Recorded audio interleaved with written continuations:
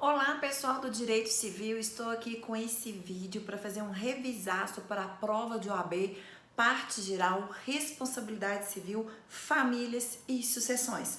Vem comigo, galera! Olha só, vamos começar lá na parte geral, pessoas e bens do Código Civil. Artigo 1º do Código Civil, toda pessoa tem direitos, deveres e obrigações. Toda pessoa, quem seja, pessoa natural e pessoa jurídica. Eu vou falar para os senhores então da pessoa natural. A pessoa natural então, ela precisa ter personalidade civil.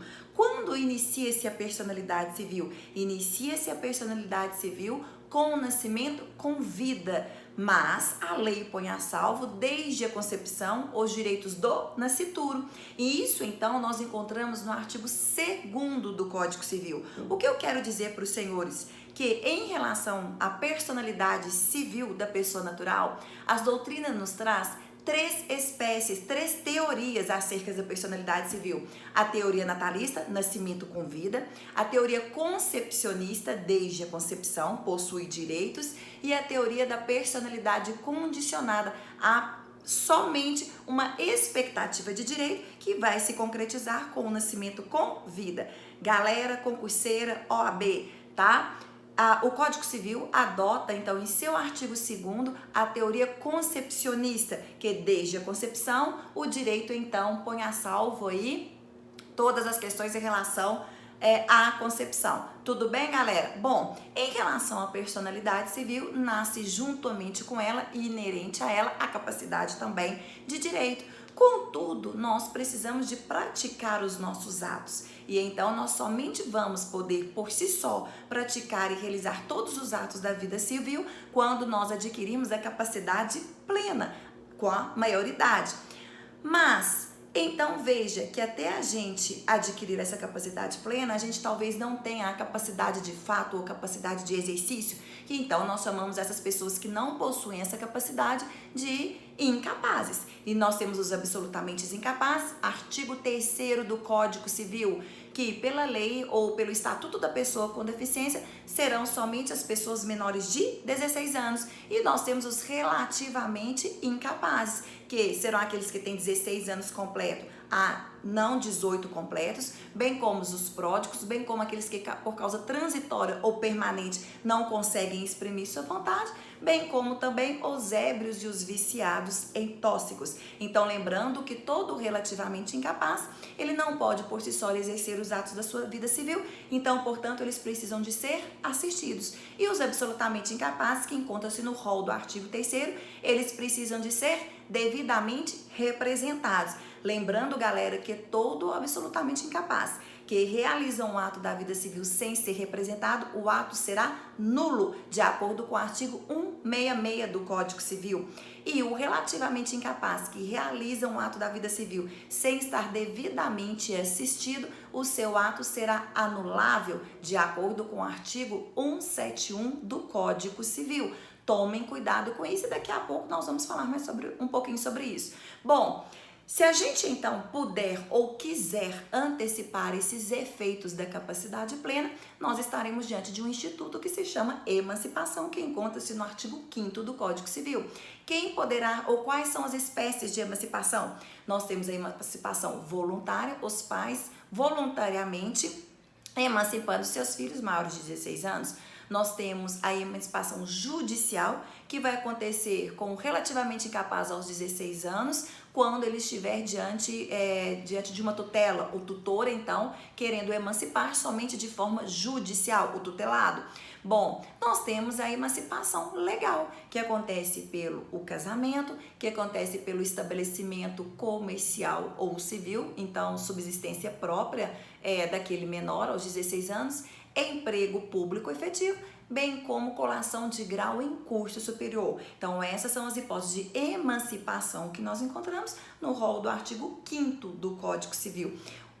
Uma questão que eu faço, senhores, para vocês já ir pensando, e mais tarde nós vamos falar um pouquinho lá em responsabilidade civil. O incapaz responde civilmente pelos seus atos? Uma questão, já começa a pensar em relação a essa questão aí, tá? Daqui a pouco, quando eu falar de responsabilidade civil, a gente responde essa questão.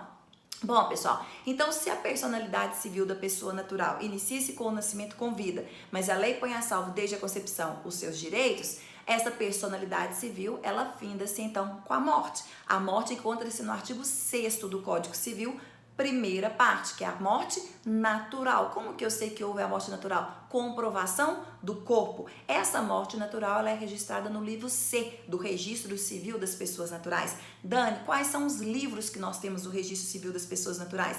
Nós temos o livro A, Registro de Nascimento, nós temos o livro B, de Casamentos, nós temos o livro C, de óbito, tá? E o C, auxiliar para o natimorto, bem como nós também temos os livros especiais. Esses livros são muito importantes para que os senhores memorizem, tá? Então, a morte, então, natural, primeira parte do artigo 6º do Código Civil, encontra-se, então, uma morte natural, comprovação do corpo, registro no livro C do Registro Civil das Pessoas Naturais.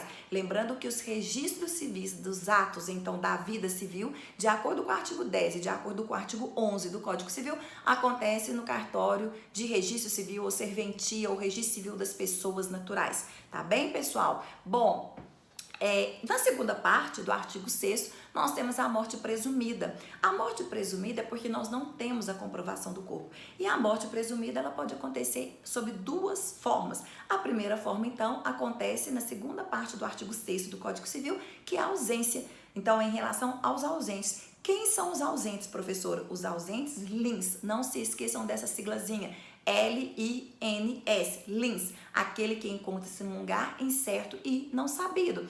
Então, precisa-se de passar por um processo de ausência. O processo de ausência tem duas fases, a ausência provisória e a ausência definitiva.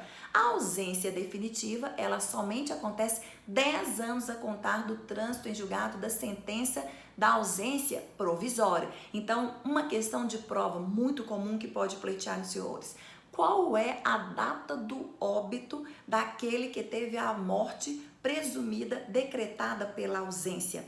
A data do óbito será a data da sentença que transitou em julgado a ausência ou a sucessão definitiva. E uma outra dica, galera, onde esse óbito será registrado? Em qual livro dos registros civil das pessoas naturais? Será que será no livro C, igualmente a morte natural? Não, professor, é no livro E, especial. Então, tomem cuidado com essa dica que eu estou passando para os senhores. E pode acontecer a morte presumida sem decretação de ausência quando eu estou diante dos desaparecidos. Os desaparecidos encontram-se no rol do artigo 7º do Código Civil.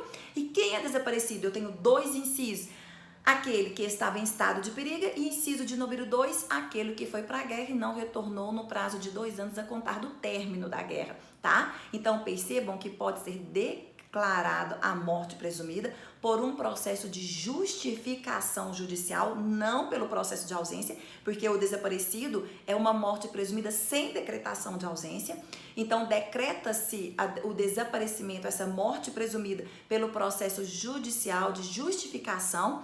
E qual é a data do óbito? A data do óbito será a data provável do fato, sendo que depois de todas as buscas, de todas as verificações, averiguações já terem encerrado.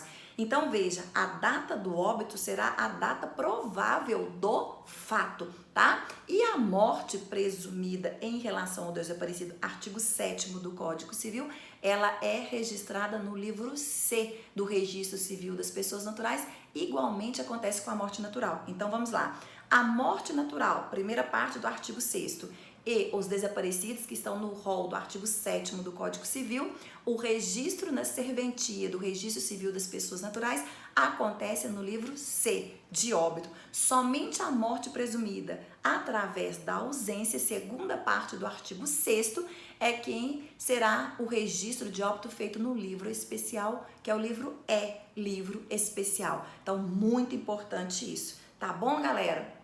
Bom, passando um pouco mais para frente, nós entramos no direito ou nos direitos de personalidade que encontra-se no artigo 11 e seguintes do Código Civil. É muito importante, porque quando eu falo em direito de personalidade, eu estou falando da integridade física, a integridade moral e a integridade intelectual de determinada pessoa.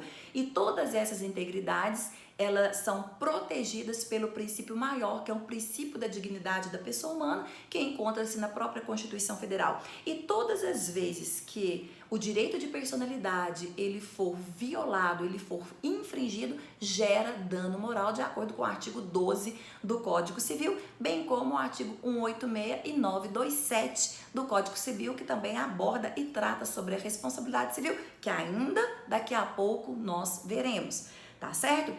Então, o direito de personalidade ele é muito importante. As questões que eu quero que os senhores pensem e reflitam, que pode cair principalmente não tão só numa prova de primeira etapa, mas de segunda etapa de uma OAB, são as seguintes questões que eu posso fazer para os senhores. O incapaz, ele pode doar órgãos? O transplante precisa de ser voluntário? O nosso corpo, pós-morte, ele pode ser objeto de estudo científico? Então percebam que eu estou tudo atrelado a essas questões que eu fiz aos senhores em relação ao direito de personalidade, porque a integridade física, lembra, eu estou falando de corpo, eu estou falando de cadáver, eu estou falando de voz. Quando eu falo da integridade moral, eu estou falando da honra, da fama, da identidade pessoal. Quando eu estou falando da integridade intelectual, eu estou falando do segredo, eu estou falando da liberdade, da privacidade. Então percebam que essas questões que eu acabei de fazer aí para os senhores, elas estão atreladas no artigo 13 e no artigo 14 do Código Civil, e que eu preciso que os senhores deem uma lida a respeito dele. E eu não posso deixar de falar, quando eu falo em direito de personalidade, sobre o direito ao esquecimento, um RESP que nós tivemos, que é o direito de estar só, que mesmo diante de um fato que realmente foi verídico, realidade e que aconteceu, esse fato, mesmo que for diante de pessoas públicas ou privadas, eles não têm que trazer à tona a todo momento. Por quê? Porque as pessoas têm o direito de serem esquecidas, o direito de estar só, justamente face ao princípio da dignidade da pessoa humana e em relação aos direitos de personalidade. Quando também eu falo de direito de personalidade, eu não posso deixar de mencionar a questão dos transgêneros ou dos transexuais hoje. Galera, tome muito cuidado com isso. A questão das minorias está em voga. É muito importante que os senhores precisam ter em mente a questão do casamento homoafetivo, a questão de uma adoção homoafetiva, a questão da marginalização, da violência da mulher, a questão do transexual, do nome, a alteração de redesignação, bem como quando se fala do racismo, do imigrante, do negro, de um deficiente, o estatuto da pessoa com deficiência, porque dessa forma nós estamos abordando as minorias, e as minorias eu tenho certeza que pode ser objeto de cobrança em prova dos senhores, principalmente numa questão de segunda etapa de uma OAB. E em questão dos transgêneros, eu aqui abrindo um espaço, quando eu falo então da questão dos direitos de personalidade, que os próprios artigos do Código rezam, né, que nós só podemos dispor do nosso próprio corpo com autorização médica. Então eu trago para os senhores a questão do transexual, da possibilidade ou não de eles realizarem cirurgia de redesignação.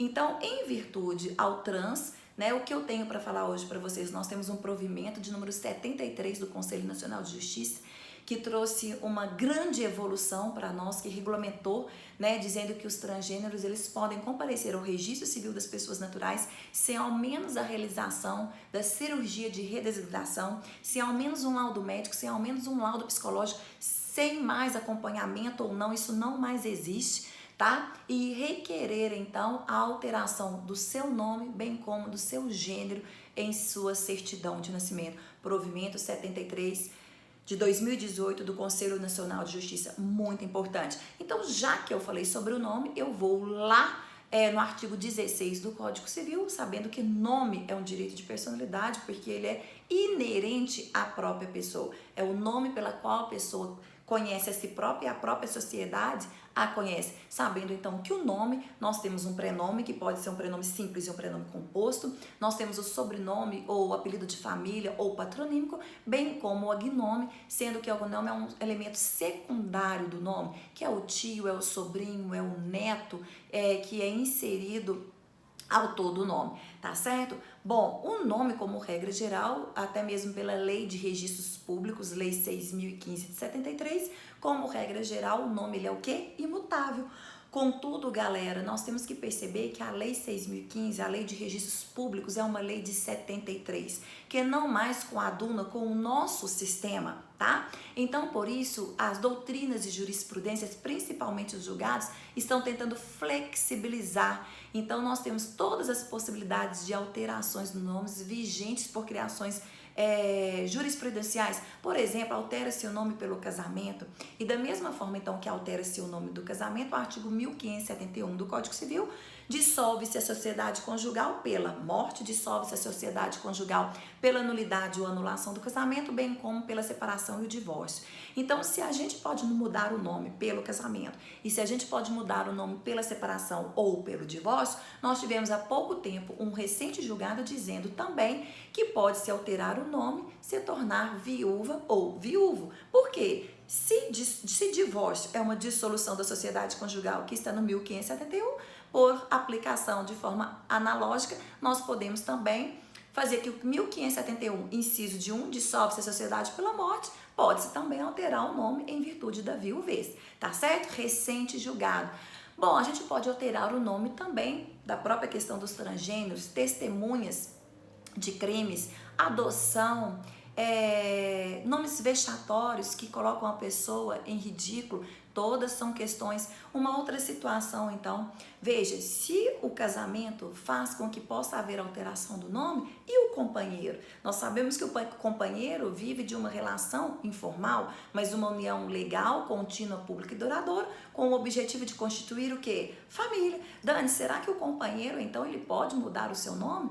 Recentes julgados comprovam que há possibilidade sim, uma vez que justamente a Lei 6.015 ela não mais atende os clamores da sociedade. E equiparando então a união estável ao próprio casamento, pode-se sim, tá? Então, diante então de uma escritura pública que vai ser lavrada aquela união estável, nós podemos então requerer a mudança então também de nome, acrescendo o sobrenome do companheiro em relação a um ou outro. Então, há todas essas possibilidades. Galera, é muito importante também dizer para os senhores que nós tivemos uma lei recente, Lei 13.484 de 2017, que dispõe que poderá as retificações em relação aos nomes acontecer também via extrajudicial perante o Registro Civil das Pessoas Naturais. Então, fiquem ligados a isso. Tudo bem, galera? Então, isso era o que eu tinha para falar com os senhores em relação a pessoas e bens. A gente vai agora para atos e fatos jurídicos, tá? Então, parte geral agora, atos e fatos jurídicos. Atos e fatos jurídicos eu inicio então com um fato. Dani, é qualquer fato que interessa, fato é qualquer acontecimento, é qualquer acontecimento que interessa a nós, operadores do direito? Não, mas o fato então, qualquer acontecimento, ele se divide em fato natural e ele se divide em fato jurídico. Esse fato natural então, ele pode ser ordinário ou extraordinário, e esse fato jurídico que é feito pelo homem por causa humana, enquanto o fato natural que pode ser ordinário ou extraordinário é em virtude de um evento natural, tá? Da natureza, eu tenho o fato jurídico, então, que é um evento causado por conduta humana. Esse fato jurídico, então, dele nasce o nosso ato jurídico em sentido lato, sendo que desse ato jurídico nasce o ato lícito e nasce o ato ilícito. Ato ilícito 186 e 927 do Código Civil, que gera indenização.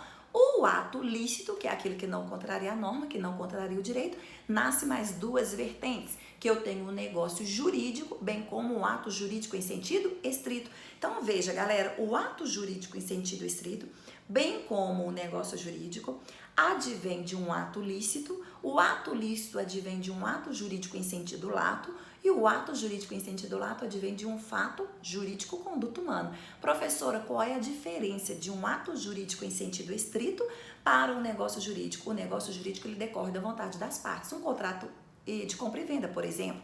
E o ato jurídico em sentido estrito, ele não decorre da vontade das partes, mas ele decorre da própria vontade da lei. Como exemplo, os atos registrários. Então, quando a gente faz um registro de nascimento, não é pela própria vontade das partes, tá? Mas porque é vontade da lei. A lei imperou que fosse dessa forma. Quando eu faço um reconhecimento de firma, uma autenticação, eu estou fazendo porque a lei manda, não por vontade das partes. Então, como regra geral, os atos registratórios, eles são atos jurídicos em sentido estrito, enquanto que o negócio jurídico, ele decorre da vontade das partes. O testamento, por exemplo, é um negócio jurídico. O casamento, por exemplo, é um negócio jurídico, tá? Então, vamos falar agora do negócio jurídico. O negócio jurídico, para que ele tenha validade, artigo 104 do Código Civil. Ele precisa ter agente capaz, objeto lícito, possível, determinável ou pelo menos determinado, tá bem? E ele precisa de forma prescrita ou não proibida em lei. Então, todas as vezes que eu estou com esses incisos do 104, o meu negócio jurídico vai ser o quê?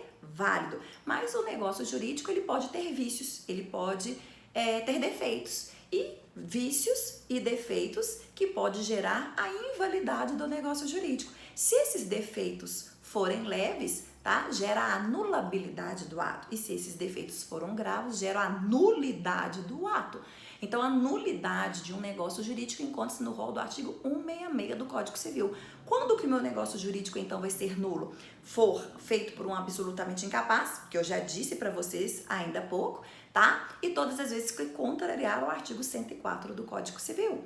E o negócio jurídico será anulável, uma nulidade relativa, de acordo com o artigo 171 do Código Civil, quando feito por um relativamente incapaz ou quando esse negócio jurídico contiver erro, dolo, coação, estado de perigo, bem como lesão e fraude contra credores. Então, são esses atos que geram a anulabilidade. E falando sobre, então, esses vícios, tá? A doutrina, então, divide os vícios ou os defeitos do negócio jurídico em duas vertentes. Nós temos os vícios de consentimento. Professora, quais são os vícios de consentimento? O erro, que vocês vão fazer a leitura do 138 a 144, o dolo, que está em 145 a 150, a coação, que está em 151 a 155, o estado de perigo, que está no 156, a lesão, que está no 157. Então, erro, dolo, coação, estado de perigo e lesão são os vícios de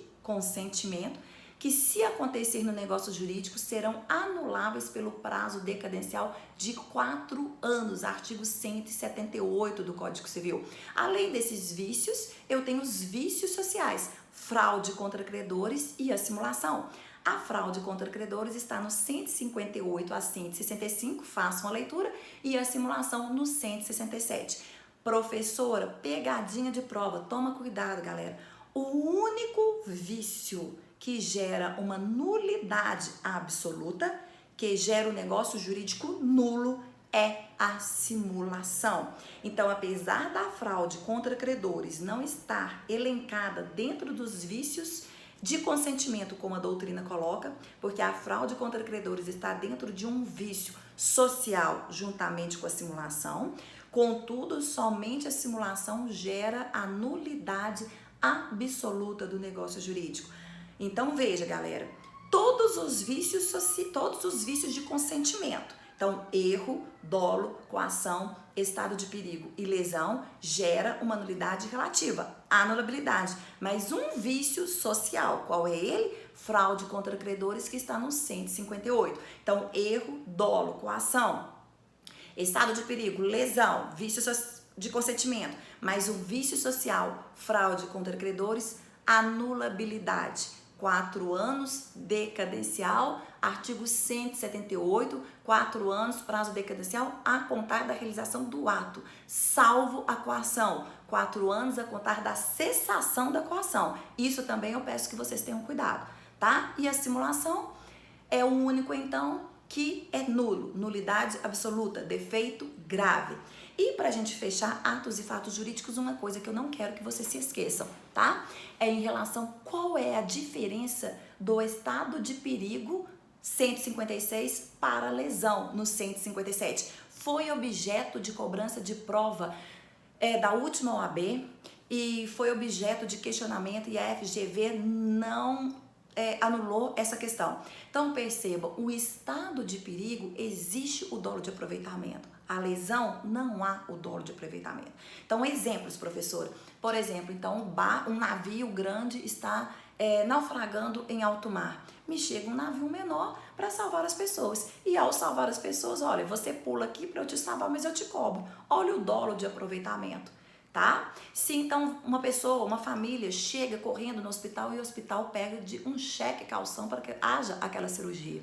Existe aí então o estado de perigo, dolo de aproveitamento, enquanto que na lesão não existe o dolo de aproveitamento. Por exemplo, então uma determinada pessoa, diante da política, diante da questão financeira em que a gente vive, quer vender o seu apartamento por um preço menor do de mercado.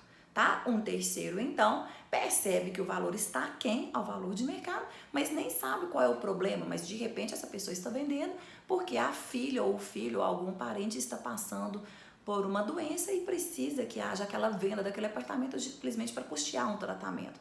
O terceiro compra, tá bem? Mas não existe o dolo de aproveitamento. Então, nós estamos diante da lesão, artigo, então, 157 do Código Civil. Tá? Então, isso era o que eu tinha para falar com os senhores em relação à parte geral. Vamos agora lá na responsabilidade civil. Responsabilidade civil, artigo 186 a 188 do Código Civil e 927 e seguintes do Código Civil. A responsabilidade civil, ela se divide em responsabilidade contratual e responsabilidade extracontratual. Contratual, há uma violação, uma infração do contrato que gerou dano, tá bem? Não é o nosso objeto, por quê? Porque a regra é que o nosso Código Civil, nós estejamos diante da responsabilidade civil extracontratual, chamada também de aquiliana, tá certo? Então, é essa responsabilidade que encontra-se nos artigos do Código Civil que eu acabei de dizer aos senhores. Essa responsabilidade civil extracontratual, ela se subdivide em duas responsabilidades, que é a responsabilidade subjetiva e a responsabilidade objetiva. Professora Dani, qual é a diferença da responsabilidade subjetiva para a responsabilidade objetiva? A responsabilidade subjetiva, eu preciso da comprovação de culpa. Eu preciso dos 4 elementos. Conduta, que será a omissão ou a ação do agente, tá? Eu preciso do dano. Então, a conduta que realiza o dano, ele foi culpado, eu tenho que ter a culpa, comprovação da culpa, essa culpa aqui é em sentido lato, que significa culpa é igual a culpa estrito sensu, imprudência, negligência e imperícia, mais o dolo, tá certo?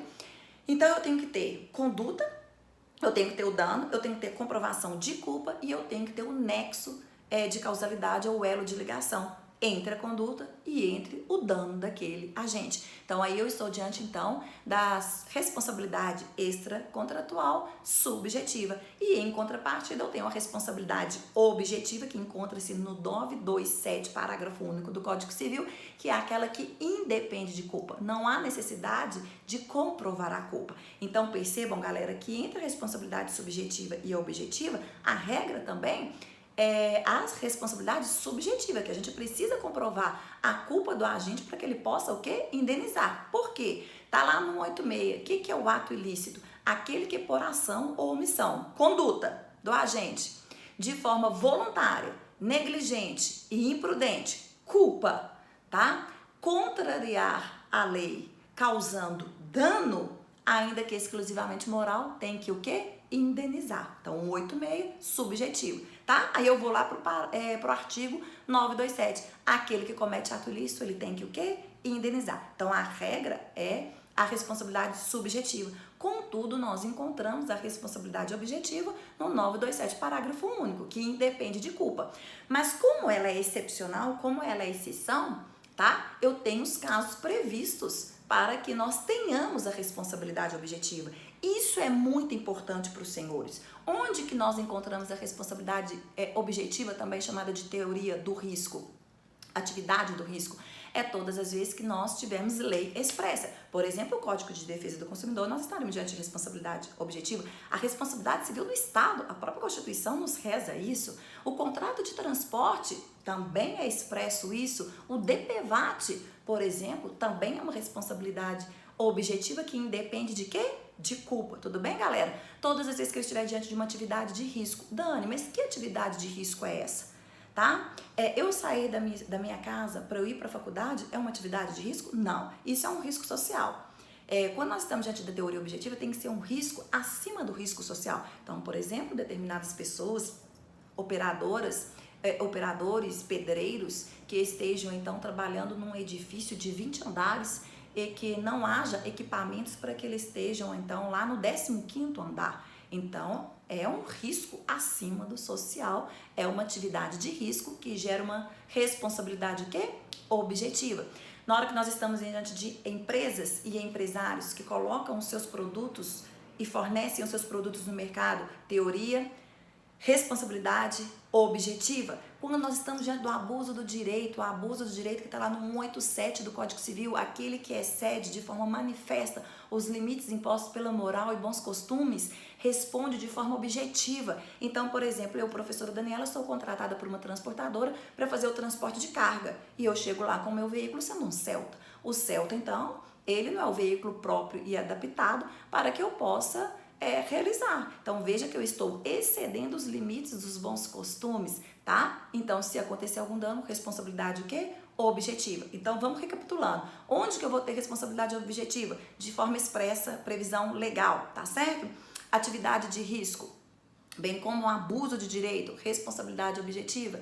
E essa agora que eu vou falar para os senhores, empresários e empresas colocando produtos e serviços no mercado. E essa que eu vou falar para os senhores agora que despenca em prova, é quando nós estamos diante da responsabilidade indireta ou de terceiro. Ou seja, quando isso acontece, quando uma pessoa responde, mas não foi ela o causador do dano, não foi ela que causou. Onde que eu encontro isso? Por exemplo, artigo 932 do Código Civil, responsabilidade dos pais em relação aos filhos menores, responsabilidade do hotéis em relação aos seus hóspedes, responsabilidade das escolas em relação aos seus educandos, tá certo?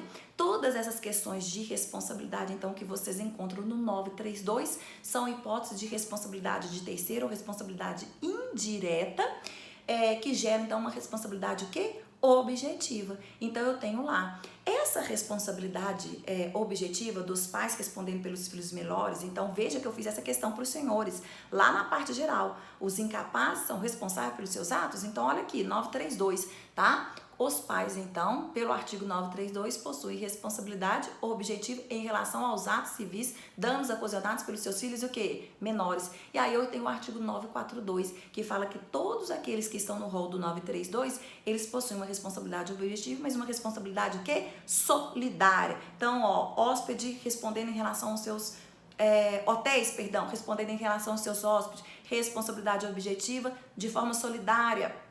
Tá certo? A escola respondendo pelos seus atos dos educandos, responsabilidade objetiva, indireta, de terceiro, de responsabilidade o quê? Solidária. Mas tomem cuidado com uma exceção.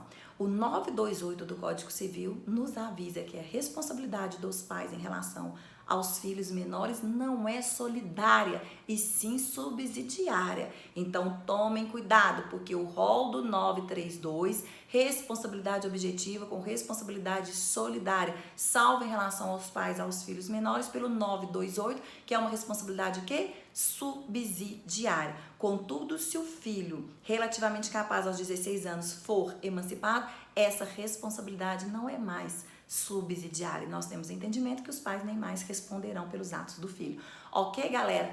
Ainda continuando dentro da responsabilidade civil indireta ou de terceiro, além do 932, eu tenho o 936, o 937 e o 938. 936, seu animal causou dano a outro, o dono ou o detentor responde. Responsabilidade objetiva. 937, prédio em ruína, tá? O construtor responde, o dono do edifício responde, responsabilidade objetiva. E o 938, objetos lançados de edifício, responsabilidade objetiva, em que aquele que habitar responde. Quem é aquele que habita? Pode ser o proprietário, então, portanto, pode ser o locador, pode ser o inquilino, pode ser o locatário, pode ser o comodatário, pode ser o usufrutuário. Então, eu peço a atenção dos senhores, porque o 936, o 937 e o 938 são responsabilidades objetivas de forma indireta de terceiro. Mas vocês precisam ter atenção a essas nomenclaturas. Em relação ao animal, dono ou detentor, tá certo? Em relação à construção em ruína, o dono do edifício. Em relação às coisas que foram lançadas do edifício, aquele que habitar. Então é isso que vocês têm que prestar atenção. Galera, em relação à responsabilidade civil dos médicos, 951 do Código Civil. Se ele é um profissional liberal, ele responde de forma subjetiva. Mas se há os fatores de organizacional, se há empresarialidade, então nós vamos para o CDC, artigo 14, parágrafo 2º, e ele vai responder de forma objetiva. Tá certo? Então era isso que eu tinha para falar sobre os senhores, com os senhores a respeito da responsabilidade civil. Eu vou agora um pouquinho lá na parte especial, quando eu vou falar um pouquinho de famílias. O que eu quero que vocês tomem cuidado em relação a famílias?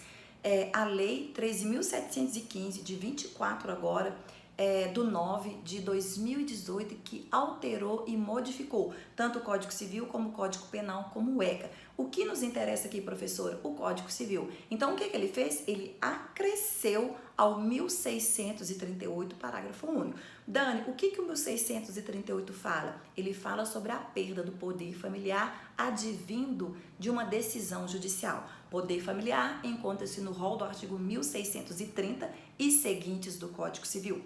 Os atributos do poder familiar encontram-se no rol do 1634.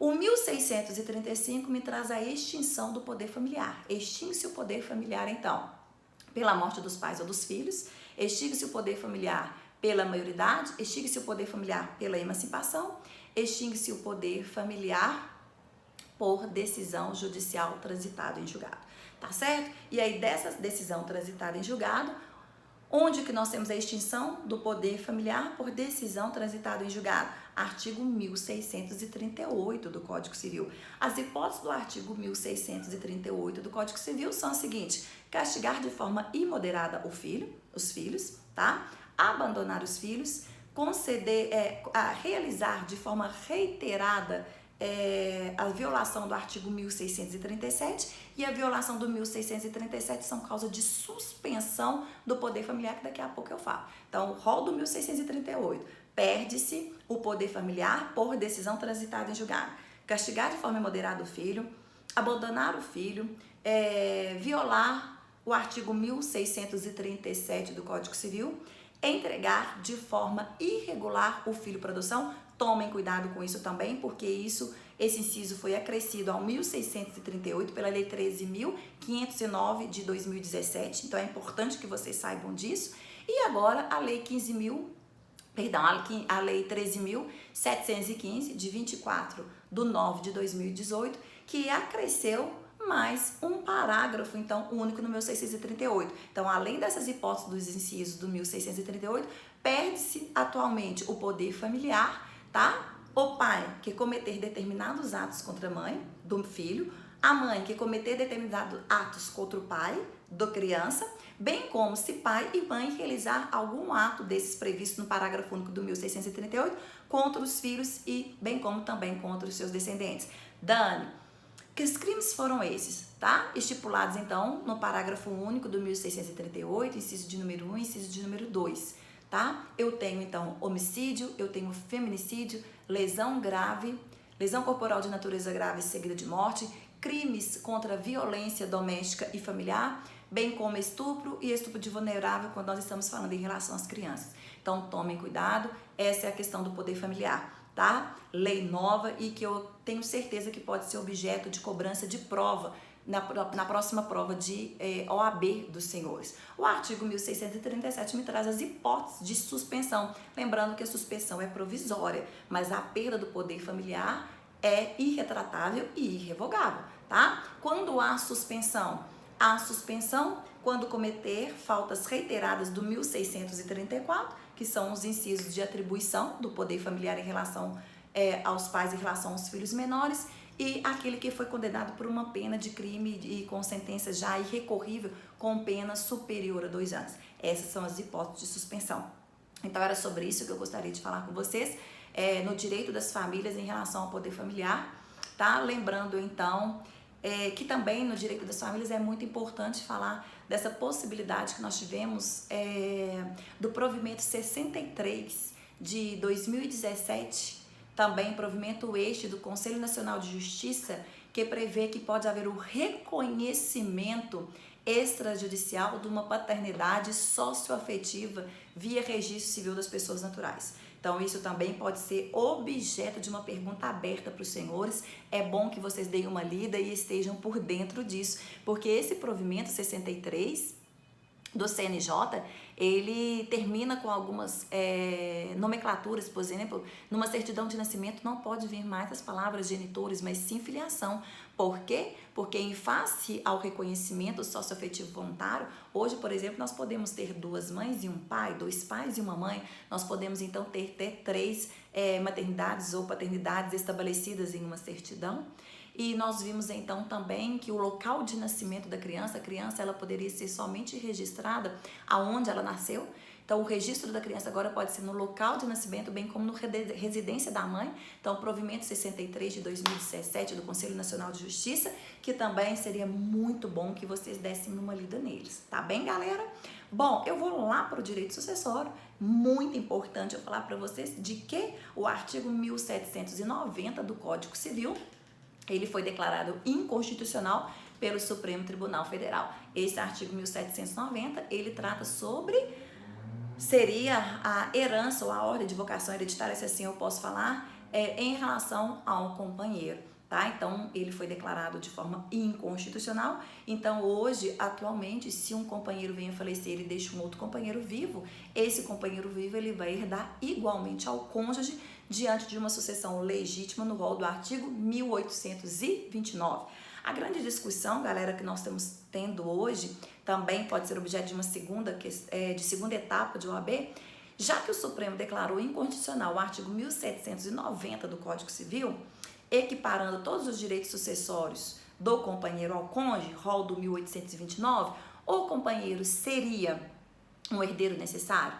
Igualmente é o cônjuge. Tá? Para vários doutrinadores, o companheiro passou a ser, sim, um herdeiro necessário, uma vez que os direitos sucessórios tornaram-se análogos ao do cônjuge, e cônjuge é. Para algumas outras doutrinas e outros juristas, não, porque isso não foi declarado de forma expressa no julgado do Supremo Tribunal Federal, e o artigo 1845 do Código Civil, ele traz quem são os herdeiros necessários, descendentes, ascendentes, bem como o cônjuge. Então, é uma questão para que possa ser cobrado em prova e que vocês possam discorrer sobre esses posicionamentos doutrinários. Acerca do 1829, sucessão legítima, nós vamos ter essa sucessão legítima, que é a sucessão supletiva, quando o testamento for inválido, quando o testamento, então, for nulo ou anulável por algum vício, tá certo? E essa sucessão legítima, então, eu tenho o princípio da proximidade, classe mais próxima exclui a classe mais remota. Então, quem concorre? Primeira classe, descendentes, somente se não houver descendentes, ascendentes. Se não houver descendentes nem ascendentes, o cônjuge, em terceiro momento. E se não houver descendentes nem ascendentes, bem como cônjuge, os colaterais até o quarto grau. Em relação aos colaterais, é importante dizer que existe direito de representação somente em relação a filho de irmão. Tudo bem, galera? E em relação à preferência de tio e sobrinhos, porque são parentes de terceiro grau, a preferência de herança, de herdar, são dos sobrinhos. Em relação aos ascendentes, a importância do cônjuge em relação aos ascendentes. Cônjuge concorrendo com os ascendentes, inciso de número 2 do 1829. Não há que se falar em regime de bens, tá? Independentemente do regime de bens do cônjuge sobrevivente, o cônjuge sobrevivente, ele herda com os ascendentes e há só duas formas de receber. O cônjuge recebe um terço de forma igualitária ou a metade. Então, se o cônjuge concorre com os pais vivos do falecido, um terço para cada. Um terço para o cônjuge sobrevivente, um terço para a mãe do falecido e um terço para o pai. Mas se o cônjuge concorrer somente com, vamos supor que a mãe era pré-morta do falecido, ou se concorrer com quaisquer outros que esteja em segundo grau, quando eu não tenho ninguém no primeiro grau, o cônjuge, então, recebe 50% da herança e os outros 50% serão divididos para quem estiver lá em cima, lembrando que ali eu tenho uma linha paterna e eu tenho uma linha materna. Deixa eu explicar isso melhor, porque vocês não podem confundir isso, tá? Então veja, se José, casado com Maria, independente do regime de bens, deixa pai e mãe vivos, um terço para Maria, um terço para a mãe e um terço do pai de José, tá certo? Se José falece, mas quando José falece, a sua mãe já era pré-morta, 50% para Maria e 50% para seu pai. tá certo? Dani, mas havia avós maternos, não recebe. Por quê? Porque não existe direito de representação na linha dos ascendentes, tá? Agora vamos supor que José falece, mas quando José faleceu, seus pais, pai e mãe, já eram pré-mortos. Então sobrou Maria, mas deixou avô paterno e deixou avós maternos. Então 50% para Maria, os outros 50% vão para a classe dos ascendentes. Eu divido a linha paterna e materna, 25 para cada um. Tudo bem, galera? E em relação ao inciso de número 1, se cônjuge for concorrer com descendentes, eu preciso verificar o regime de bens. O cônjuge sobrevivente só concorre com descendentes se casado no regime da comunhão parcial de bens e deixado bens particulares, da separação convencional e participação final dos aquestos. Se é na separação obrigatória, bem como na união universal, o cônjuge sobrevivente não concorre, ele vai ser meieiro. Lembrando que onde há ameação não há o quê? Herança. Tudo bem? Bom, então veja, direito de representação na linha dos descendentes é de forma infinita e eu preciso de verificar o regime de bens, tá? Então vamos supor que eu esteja casada, Maria esteja casada com José no regime da comunhão parcial de bens, deixando bens particulares, separação convencional ou também participação final dos aquestos. Se são filhos comuns do casal, recebem de forma igualitária, divisão igualitária, contudo dependendo do número de filhos, proteção de 1/4 para Maria, tá? Então se são 3 filhos e Maria, 1/4 para cada.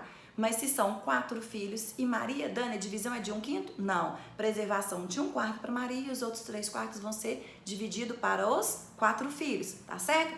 Filhos exclusivos de José ou filhos híbridos, Dani, que são filhos híbridos, são filhos comuns de José e Maria e algum filho exclusivo de José.